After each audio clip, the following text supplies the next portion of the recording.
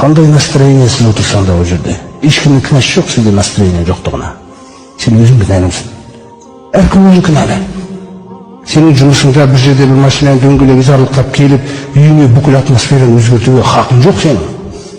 Неге сен бүкіл адамды бұзасың? Ешбір проблемаңды әкелмей бір жаққа. Адам ғой бәрі. Сосын проблеманы ұлғайтып үйретпе үйде. Раббың бар емес па сенің кез келген проблеманы шешетін? Неге шеше алмаймыз біз оны? Өйткені біз бір нәрселерді кешіктіріп жүрміз. Біз кешіктіріп жүргеннен кейін анау да кешігіп тұр. И ол кешіге береді. Өйткені Аллах Тағала қалаған нәрсесін істейді. Біз қалағандай болып кетпейді. Ананы бер, сонда берем дейді Алла Тағала. Бірақ сондай рақымды, қаншалаған нәрсені лайықты болмасақ та бере береді екен. Қаншалаған қателіктерімізді елемейді деген екен да.